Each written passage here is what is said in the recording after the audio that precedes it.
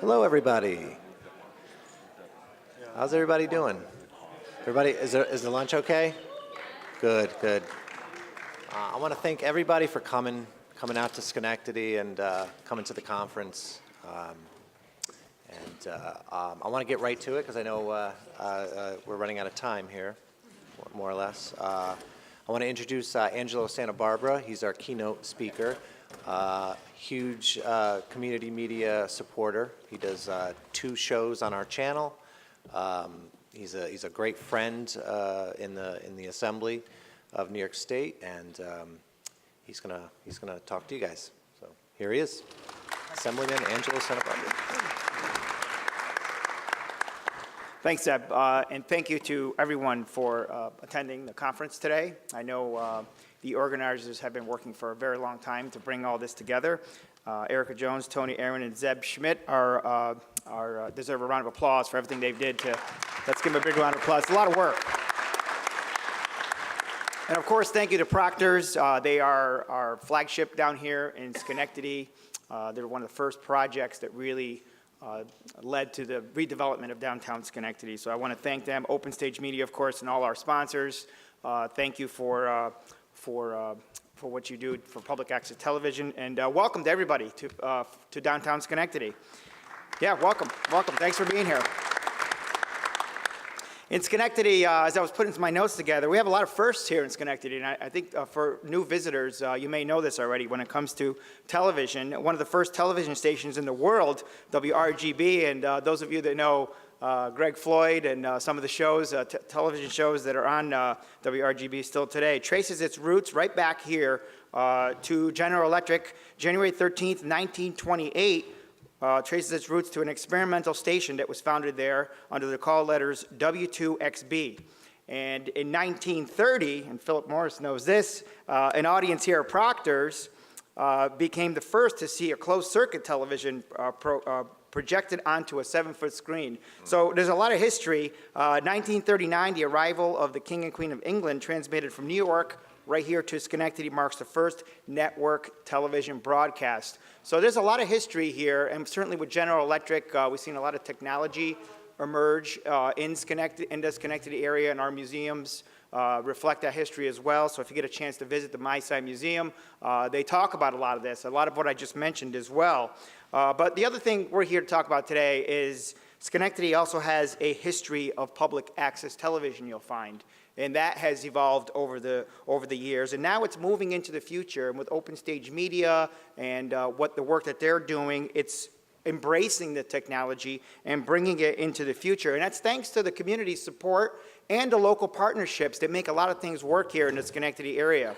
And as I said, the technology has changed, but it's up to us to make sure that these local public access channels are able to continue to reflect our local interest and bring that diverse programming that it brings to our communities. And we've all seen it. We've all seen how public educational and governmental access channels deliver public programming that's invaluable. It informs and educates. And if you look at the OSM website, you can see exactly what I'm talking about as well in your own communities. And it brings a lot of information to our local communities that we would not have access to otherwise. And at this conference here, and this is why the organizers work so hard to bring us all together, this is our chance to recommit ourselves to the core values of public access channels because we know how much it benefits our communities. Free and fair communication is the hallmark of American life. It allows us to express ourselves openly, have meaningful dialogues, and exchange ideas. It allows local viewpoints, perspectives, the interests of the local community to be heard. And this programming that we're talking about is not intended for a national audience, stuff that we see on network broadcasts all the time, but rather it reflects the rich diversity of our local communities. And each community is a little bit different, as we all know. Me personally here, I know so many local residents, and this is how I got involved with public access here. I knew someone that had a show that was in my local community, and I started to get involved myself. And local residents, a lot of organizations, and we're seeing almost every day new programming here locally that reflects our community. And our community has changed here as well in Schenectady, but when you look at public access, you see that it has changed along with it.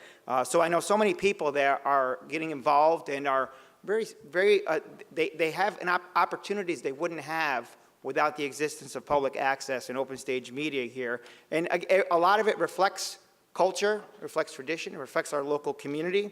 And our country is founded on this. It's founded on what we're talking about today, the freedom of expression and free speech. And public access embodies this belief with a platform for a variety of voices and opinions to be seen and heard. And again, personally here in Schenectady, I know that public access brings us into town hall meetings. It brings us into school board meetings. It allows constituents to know what's happening, what decisions are being made. As we all know, many of the decisions that affect us the most are made at the local level, at town boards, at commissions, by elected officials that represent us. And as long as I can remember, public access here in Schenectady has always been at many of these meetings, allowing residents at home to be able to see what's going on if they're not able to make it. So sort of our town square, town halls that are televised. And that's very important that everybody has access to that. It connects us with local governments, and this is a good comparison that's been made, the same way C-SPAN connects us to Congress, informing us about local elections, other events that are happening. We have a number of events here in downtown Schenectady that have been televised. Summer night comes to mind where thousands of people gather here. A lot of that is televised on public access television. The local schools are involved with the programming, with the public access here. They feature the school board meetings, forums, interviews, lectures, other events that you wouldn't see anywhere else in our community.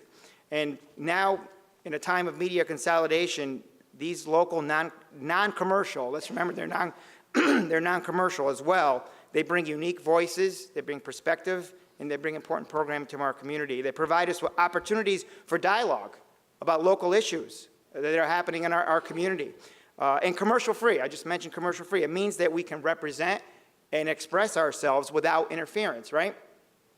There's also the educational component that I mentioned. I like to talk about this because I see more and more students getting involved, and I know the Schenectady School District has a great relationship here at Proctor's, and they have a number of programs that are related to what's happening here. The partnerships with the local schools like that, very important with students, teachers, our libraries, and our colleges.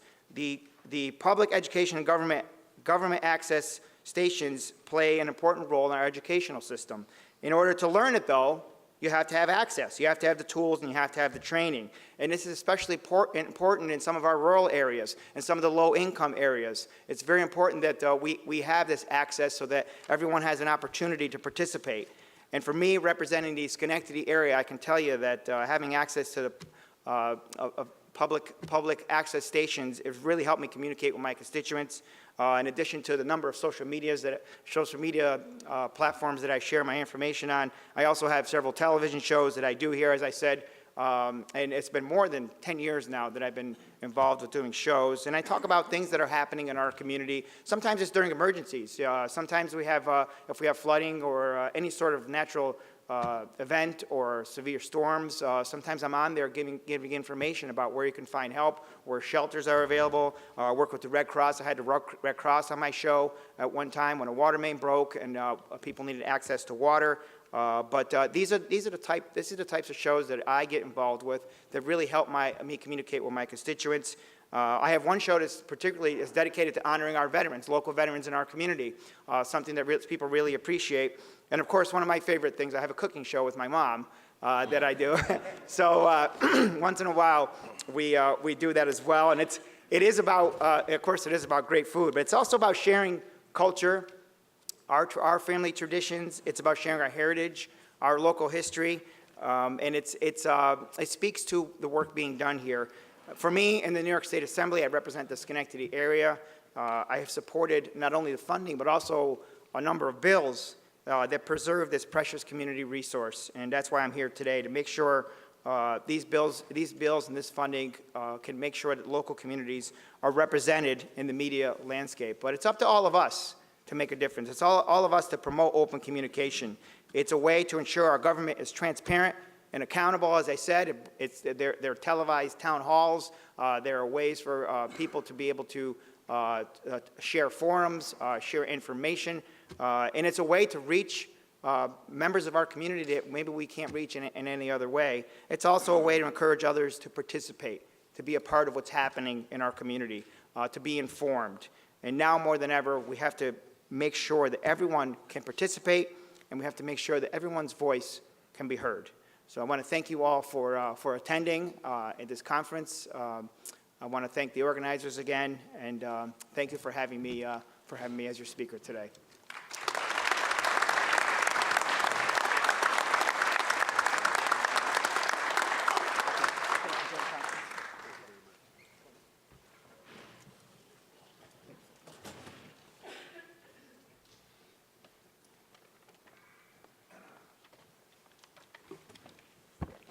Thank you, Assemblyman, for those comments. And he's a real treasure and a great resource in guidance and public policy issues here and in our own state, and a real supporter of community media. So we're so happy to have you. Thank you. So we're trying to envision the future, and there's a lot of ways to do that. And this panel is called The Spirit of Community Media. Can it adapt to any change? Well, we'll talk about a few things, about public policy, certainly, and partnerships, and the technology, the changing technology. But the partnerships idea is really very linked to our destiny.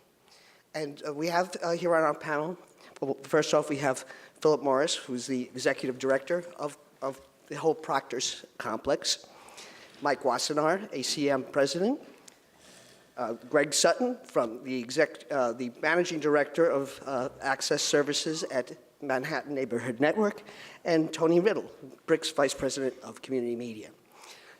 They certainly don't need me to talk about this subject, but I'm just here to get them all going. And Philip, nonprofit organizations have a big part in our future of how we survive. Can you tell us a bit about how Proctor's, as a nonprofit organization, ending up doing PEG through Open Stage Media? Absolutely. I've been an arts administrator for over 45 years. And I remember when the original legislation for public access on cable came to be. We were just talking about it a little bit. And I remember, as a local community arts agency director, I attended conference after conference to talk about get involved with PEG, figure this out. And it made so much sense to me, because we in the arts are about speaking truth to power. We in the arts are about representing people and representing voices. And the notion of that being tied to some capacity within media seemed logical. Again, we were just talking about it, and I'm remembering that there was a very difficult alliance, or it was a difficult alliance, and very few of us in the community arts movement knew how to connect and make connections. And I ended up thinking, more so today than I have thought about it before, a lot of that had to do with the emergence of the prosumer technologies that were coming around 40 years ago, and tape and VHS and decks and smaller cameras, and the stuff that didn't require quite as much money, a lot more than now, but still didn't require quite as much money, and made things possible at that local access level that probably the arts community at the time didn't want or know how to deal with, and definitely the television community viewed as their own siloed intelligence. And that siloed intelligence probably brought us to the place where so many independent PEG organizations exist, some remarkable, like BRIC and Manhattan. I mean, it's not bad, but some so tiny that survivability is always a question. again, in my 45-plus years in the work in community and not-for-profits, it's always been clear to me that there is a scale at which it is probably not worth staying. At $100,000 and $150,000 a year, you're a club. And a lot of New York's PEG stations look and act like clubs, or did, because the economics of them just weren't there. Unlike the Massachusetts that's largely in the room, or many of you in the room, where the state made a different arrangement. But the rest of the country, these kind of dollars just didn't make it reasonable when 25 or 30% of those dollars had to be spent just to open a door, just to have liability insurance, just to function, never mind actually create. When our mayor asked us, and those of you who are in the session earlier heard this, and I will make it a little different. When our mayor asked us to consider, us proctors, consider taking on public access from an organization that was like the one I just described, where it was $100,000 a year and most of it went just to keep the doors kind of open, I was reminded of all the sessions that I went to in the late 70s and early 80s about public access. And I went, wow, how the hell did this happen? That 40 years later, 35 years later at the time, public access is coming to the theater near you. Yet it made as much sense to me then as it did 35 years before. This is an alliance that makes sense. The culture for which we are responsible, we as agencies, cultural agencies, and the media around which that culture is expressed, defined, and what we want to celebrate. And it's not just celebrating the big national band, right? That's not what the arts are about. They're about that, but they're also about the local Celtic group. They're also about the local Latino club. That in television made sense, and public access made sense for us to get involved in. What it meant was that we, Schenectady, have a public access station that, while the economics of it are still $150,000 or whatever, every dime of it goes to support staff, crew, and program. None of it has to support the traditional overhead. There's no rent for OSM to be part of Proctor's. There's no insurance requirement for OSM to be part of Proctor's. And at times, a lot of staff at Proctor's are working to make events happen for OSM, just as at times OSM's resources are used to make an emergency fix on an ad for a show that we can't get done otherwise. It's been an amazingly successful integration, and one that I think has given us the strength to actually get a message like Assemblyman made about the importance of it. So if I have any statement to make for those of you who are in that small independent silo at 100 grand or 150 grand or something like that, there's got to be somebody in your neighborhood who wants you and who would view your alliance positively and important, and where you can deliver and offer more than you could ever imagine without commercializing or changing. Thank you, Philip. That is very true. It speaks to a lot of us. Well, nonprofit involvement, well, we all think about it when it's time to, do an assessment or get a franchise renewal going. But as a new kind of project, Greg, you can talk a little bit about the Next and how you're integrating other organizations at no cost right now into your operation? Sure. I've been talking about this for the last 24 hours and then last year as well, and I imagine there are a good many of you who are over this conversation.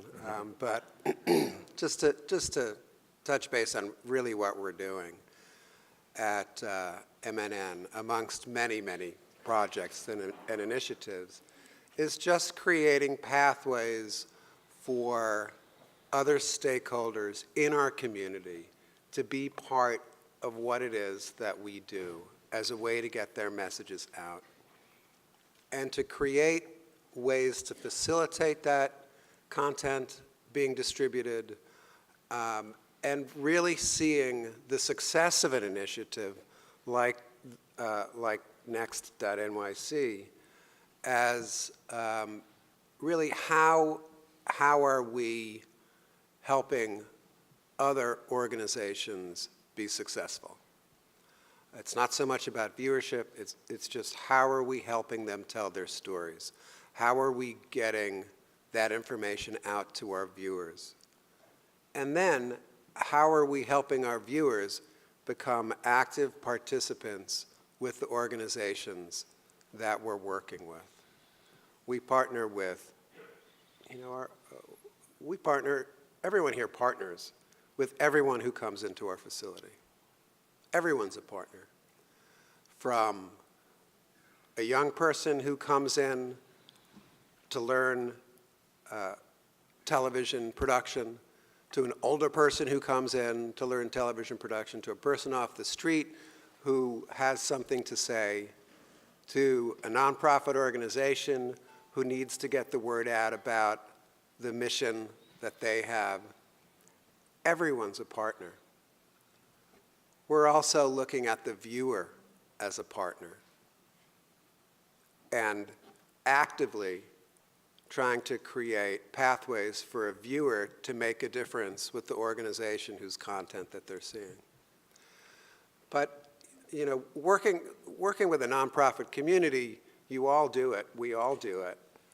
How do we create an environment where more stakeholders are involved and where the return on their investment for being involved becomes greater for them?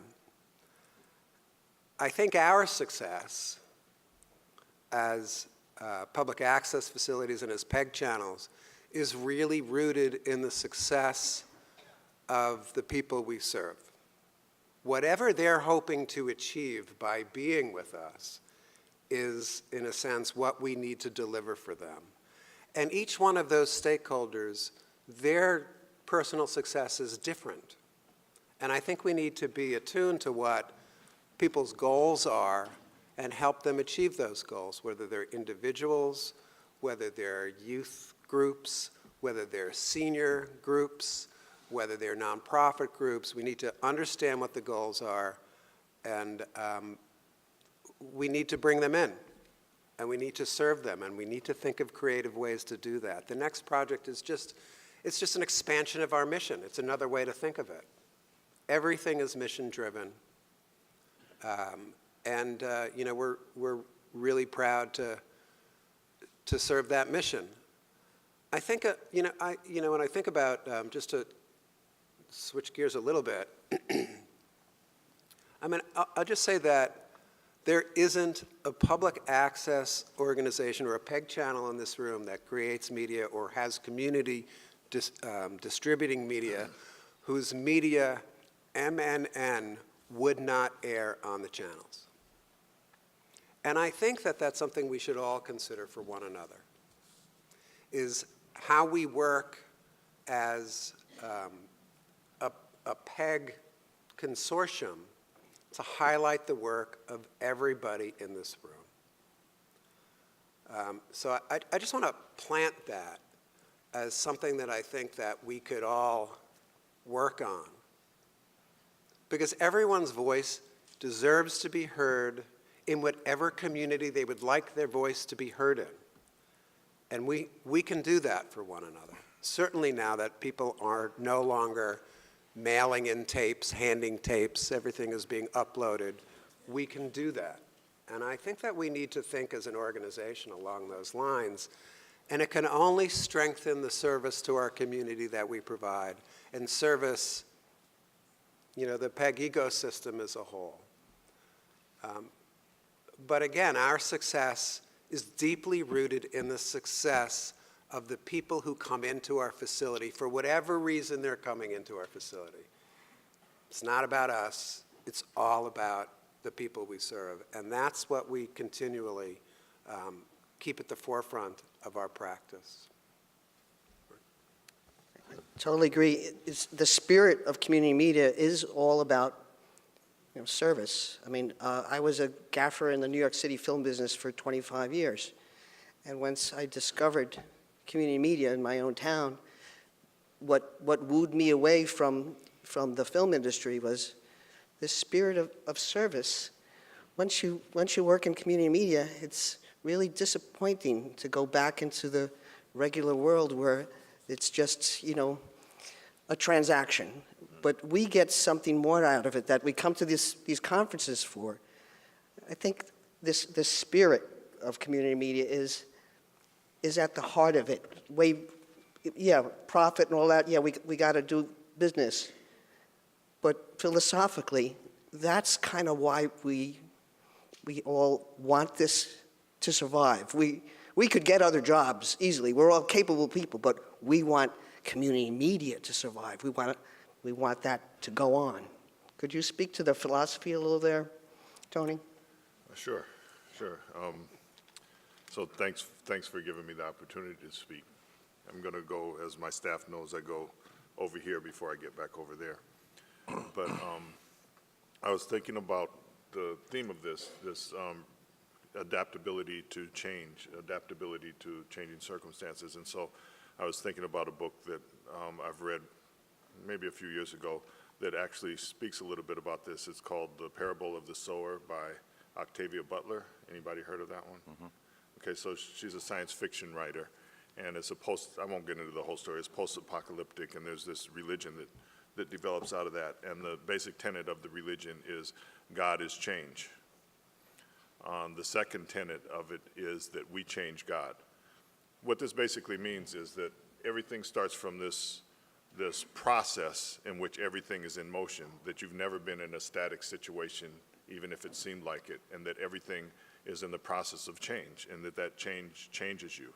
But your reaction to that change also has an effect on the environment that you live in, so in effect, you're changing the nature of change.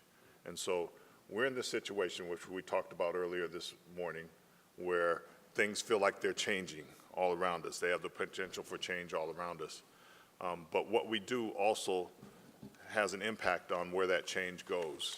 And so all the work that all of us do is creating an environment in which the work that we do has a better chance of continuing. And so that's good. So moving from that, I just want to say, listening to Greg, I feel very honored and happy to be working in the next borough from him. We're in the same city, and we both are working at access centers. In fact, he worked at the one that I work at, and I worked at the one he worked at, once upon a time. But as similar as our organizations are, we have different environments. I work in an access center that's part of a larger arts organization, and Greg works at a very large access center that's at this media capital of the world. Brooklyn's still a little separate from that. So the forces that we react to are a little different. So a lot of the changes taking place at BRIC have to do with us understanding the artistic environment that we're in and trying to make use of that in a way that changes the way that access works. So that when I started in 1980 as a poet who they used to just come videotape and then eventually became a playback operator and so forth, in those days we used to just have a porta-pack and a camcorder, and we taught people how not to break it, and that was pretty much as far as we went. But now people are coming to us with a great deal more media savvy, and so we've started changing the way that we teach people, so that now we don't really teach to equipment. The equipment is a byproduct of us teaching them the whole process of creation, from pre-production to production, post-production, distribution, and hopefully marketing coming up soon, and that we're trying to deepen this process. So the second part of what I wanted to talk about was how do you become sustainable in a changing environment? And it goes to what Greg was talking about, which is that you have to be able to identify where your mission meets the needs of the people that you're serving. And if you can do that, and if you can establish a direct connection between that, then you're doing something that's not going to be let go of. It may not be done in the way that it was originally done, but for instance, I think about our education classes. We have very robust education. We've started deepening them so that, for instance, if we're teaching Adobe Premiere, it starts becoming the kind of class that people would pay a lot of money for elsewhere, but we serve the community by having a very low cost for it. We started originally charging, I think, because we wanted to make sure people came to the classes, because they often don't if they're free, so you charge a little bit. But there's a direct model there that's been created elsewhere that you could see where if our financial support went away or it went down, we have a way of sustaining the educational program, because there's a direct relationship between the people who want the services and the cost of providing the services. We don't make enough money to support it completely, but of course it helps us extend our services if there's a little money coming in. Another one that I thought of that may not apply to other people, because again, it depends on your own particular circumstance, what the opportunities are.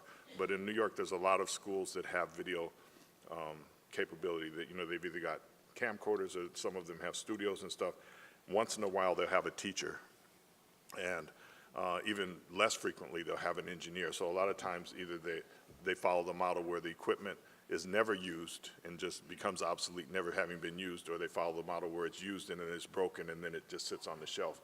So they don't have an engineer. So I thought, well, we've got to, for an operation our size, we've got to have three or four engineers all the time anyway. We could set up a model where we have 5 engineers and we farm out part of those engineers' time to the schools. Because no school can really afford to have a full-time engineer, but they could probably use 10 hours of engineering a quarter or something. Mm-hmm. And then maybe there's some grants that can be gotten for that. So constantly trying to think of that's a real need that people have. So what are the real needs? What is the way that you can attach those needs to the way that things are being financed? And to do it in a way where it's not exploitive, where you're just really trying to make sure that you have the capability of providing for people. And then finally, I want to work with M&N with the next system, which I've from the beginning just thought was really brilliant. We could try to go recreate it ourselves. Ego says do that, but on the other hand, they've already got it. And in a sense, we're already in one city, just like we're all really in one nation. There's no reason in the world why we shouldn't take our media share program, which is teaching organizations to have video capability to enhance their mission. So they're creating video products already anyway under this program. Why shouldn't we work with M&N and make that part of the next system so that those videos now are not just being made, but now they have a life and they're being sent all around the city at least. So, you're not going to, I could come up and say, this is what you need to do in order to make your situation survive whatever is coming. But I can't really say anything that's worth value. You have to look at your own community and decide, which things will work, what people really want and what they really need and where you fit into that. But it doesn't mean you can't work with other people and with other organizations, whether it's M&N or whether it's the Alliance for Community Media, that we do really need to have a combined effort on things. And I think, you have your individual survival, but we also have the survival as a field. And I think that's where that comes from, is through us being able to share ideas and resources and actually physical connections. That's a good point, sharing even within our own industry as well as outside nonprofits. I believe in New Jersey, they even loan equipment to each other, different organizations. So that's a concept, But, in the surviving mode that we're in, we do look at partnerships, and that's a positive thing, finding all kinds of partnerships, not within, even without, that have similar philosophies. And that's really pleasant, but sometimes part of our survival strategy has to also be public policy, which they call us public policy warriors, allies, that we have to get together sometimes to fight. And fighting isn't as fun as sharing community media with everybody, but it's one piece of the game that has to be part of it, and maybe partnerships even work with that too, doesn't it, Mike? Yeah, there's a lot to unpack there, Tony. I guess the first best defense I can give any organization is to find a way to build enough time to be able to be creative or to defend yourself. Because it takes time to be able to communicate and build alliances. It takes time to be creative. You need to have enough excess slack and capacity in your organization to take on new things or to breathe, or even to enable, your people in your organization, your volunteers in your organization to do things. And if you feel like you're on the hamster wheel of death and you can't stop the activity wheel, you can't even advocate for yourself, let alone be creative. So, I guess that's the first sort of, that's a self-care recommendation or a sustainability recommendation, is that you find a way with the organization of any size, and this I think gets back to Philip's thing about sort of scalability. Even if it's people power, if you need to have more people power to be able to do things, to raise money for your organization or to build new alliances and new partnerships in your organization, you need to, you cannot do it if you're limited by 24 hours in a day. And God's not going to change that for you. There are 24 hours in the day, and you need to sustain yourself. Okay? So I think that's the first sort of recommendation I would give to everybody is build extra capacity in your organization to do things. Whether it be take on a new program, build new alliances and partnerships in your community, think about collaboration.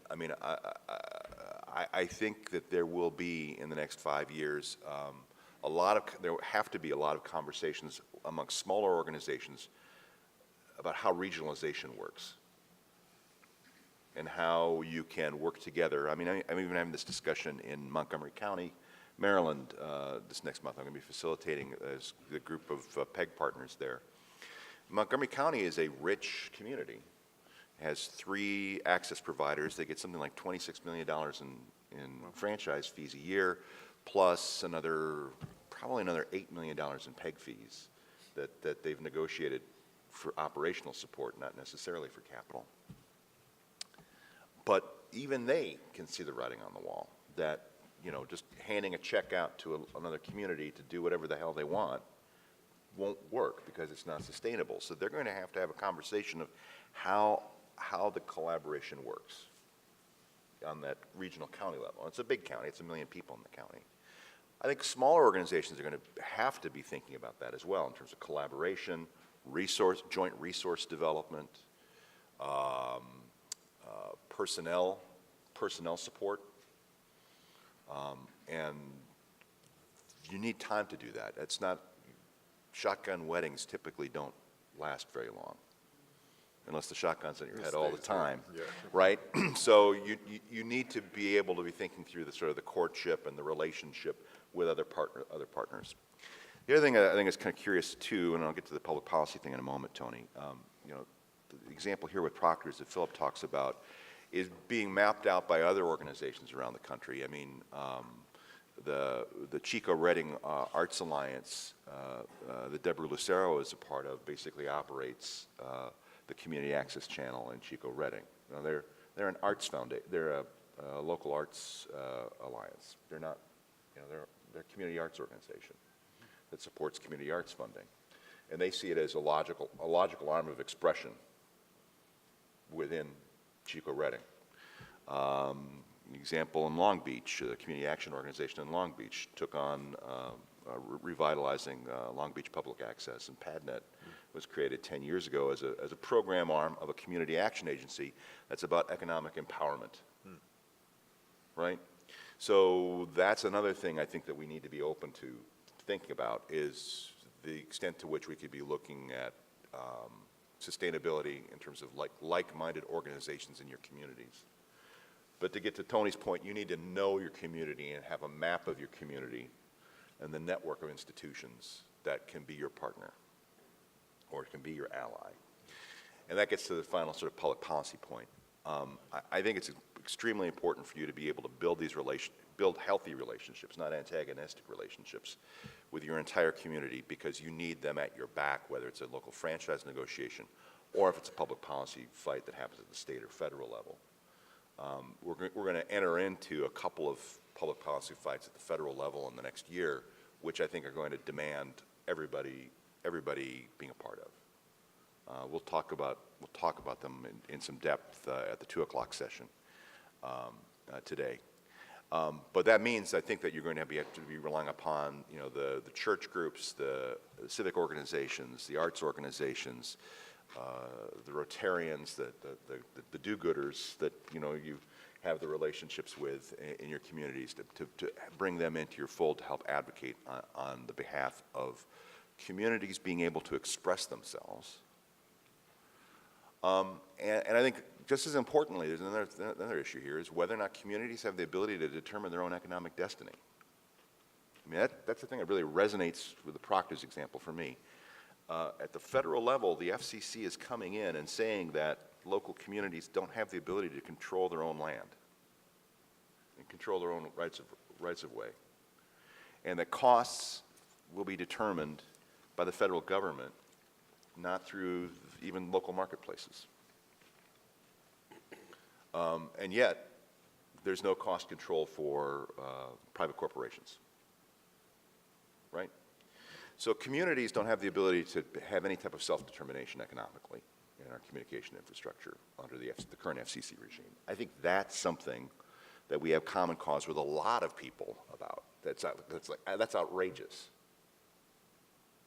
And actually, a lot of municipalities, I think probably New York municipalities, and I think the City of New York is going to be a key player in this, is going to be fighting the feds in court on some of those actions. But the problem that we have to think about is there's this blizzard of things that the FCC is trying to do in the short time that it has under the current regime, where you have Republican control of the House and Senate and the Republican administration, and they're trying to shove through as much stuff. I was going to use a different four-letter word. Shove through as much stuff as fast as possible so that it can't be undone, right? So we have to be vigilant, we've got to be active, and we can't be discouraged. I think that's the other thing I would just tell you, is that part of the strategy of that we see in a lot of policy actions is just to wear you down and discourage you and just tell you that your voice is not valuable. And that's simply not correct. And it runs counter to everything that we know about the work that we do in community arts, everything we do in community media work. If we actually value the idea that people's voices are important, we need to be fighting for that principle with every breath we have, right?